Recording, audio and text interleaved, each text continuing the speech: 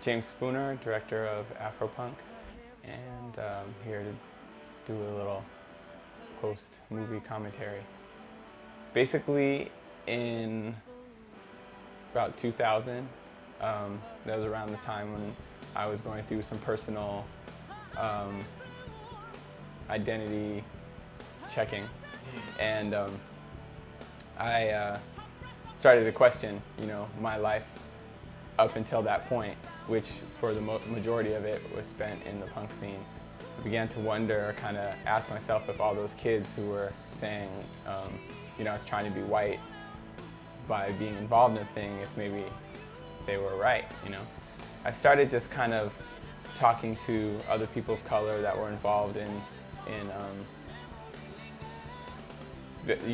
various underground scenes I was into, like rock scenes or whatever, and I started hearing a lot of the same things that I was going through, and it made me feel like I wasn't such a freak and I wasn't alone, and that my experience as a black person involved in what is considered a primarily white subculture was not a unique, weirdo experience. This is around that time when I was thinking, this would be a good story to tell. This is something that I understand. I started by, just kind of rounding up people and coming up with like a list of questions that I felt was relevant to everyone. I really tried to get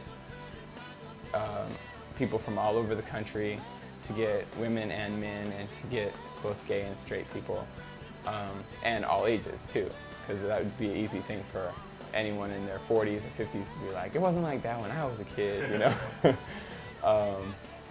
So to find all these people, I felt like the internet would probably be the first and best place, At the time I didn't have a computer, I really didn't know anything about computers, I didn't have an email address or anything, and so then, I just basically asked a friend who knew about computers, like, okay, this is what I want to do. I want to be able to write emails, type letters, and edit movies. Okay. And he was like, okay, well, with this and this, you only had to spend this much, but now you have to, Sure. So I just maxed out my credit card and bought a computer that I could do all that stuff with, and just started going on, I would do a search engine search for anything punk, and then I would just send emails to everybody like, hey, do you know any black punks, And, I figured there's one black punk in every town, there's one black kid in every scene, and there's a scene in every town, so I just had to find that kid. After I got this whole map with all these dots on it, and then once I figured out where everybody was, I set out like a tour, and finally got to do that punk rock tour that I always wanted. People were really excited to be able to talk about it, even though they didn't even know what I was going to ask them, or really what my angle was. Most people were really into it, and I was really surprised even by the people who I looked up to as a kid, like members of Fishbone or D.H. Peligro from Dead Kennedys. When I walked into the room and saw them and this, or whatever, and they were just like, man, I've been waiting to talk about this or whatever, There were a couple cases of people who were just like, no, I don't want anything to do with it. I don't, whatever. And those were really the people I wanted to talk to most, because I wanted to get another perspective, Kids that I knew, people who I thought were cool, or bands that I was, that, when I was 15, I would write a letter to and be like, I think your band is cool, It was disappointing to reach out to them, now that we're all adults, and say hey, do you want to talk about what it was like, and or what it is like, and to have them just be like, no, I don't want anything to do with that. That's kind of the surface thing. I think the deeper thing is that, like, especially when you're really old, like, I mean, punk old, and you're like in your 30s or something, you've been doing it for so long that it's difficult to difficult to question, you know, like, what you've been doing, you know? And like, I was ready to do it, so I did, you know?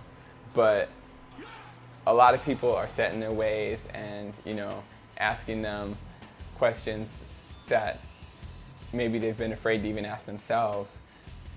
You know, better just to play it safe and say no, you know? The process of like putting the film together was, I did it I didn't do it like, I don't even know how it's traditionally done, but the way that I did it was, I mean, I was filming up until the day I finished editing. So what I was doing is I kind of laid down this, you know, all the segments and just started putting them together. And as I would do more interviews, and I would just keep putting them in, you know. And because I was asking the same questions to everybody, I ended up getting, you know, the answers fitting into these different slots, you know. So, you know, there'd be a time where like 2 or 3 people would say the same thing, and I would just have to choose which one was better, or like most well said, you know.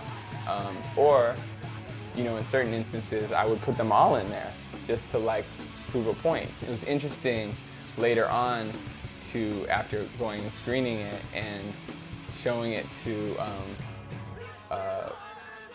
elders and people who are like established filmmakers and whatever, and to hear them criticize like that style, you know, like specifically the idea of putting like 6 people in a row saying the same thing, you know, like, you don't do that, you just pick one, and that's, you know, like whoever said it best, just put that one in.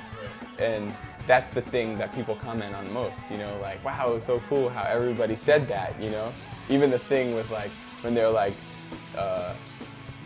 Chuck Berry, Little Richard, you know, and for like all those people to say it the same way in the same, you know, order, like it made so much sense. Why am I the only one who should enjoy that? You know what I'm saying? So I think that my not having film experience and not having been to school to have anybody tell me what not to do worked to my benefit, you know. After the film was finished, you know, in its first draft or whatever, and like a screenable version that I was able to show people, I did, you know, I thought about it a lot throughout the thing. I'm like, okay, so how am I going to show this to people? You know, like, who's going to want to see this? What is, like, who's going to care? I'm just like another person who made a movie, right? So I decided that there was like there's basically figuring out my markets. Film people just made sense. Film festivals, you know. You know, like the punk rock route, I just have to act like it's a band, you know, and just try to put it on tour like a band, you know. I just had to reach kids that would put on shows and be like, hey, instead of a show, will you just show my film? Someone would be like, I really want to see this movie, and I'd be like, all right, if you want to see it, find like 25 other people who want to see it, and like send me a little dough and I'll send you the movie, you know, and then you'll show it. With reaching the black community, it was also a combination of like black film festivals and like universities, like black student unions and stuff like that. Figure out who would want to see this and get them to show it, you know, or to get them to see it, you know. This film is talking about a community that doesn't really exist, you know. I started to see, like, I would come to a show, I would do a screening. I remember I did a screening in Chicago, right?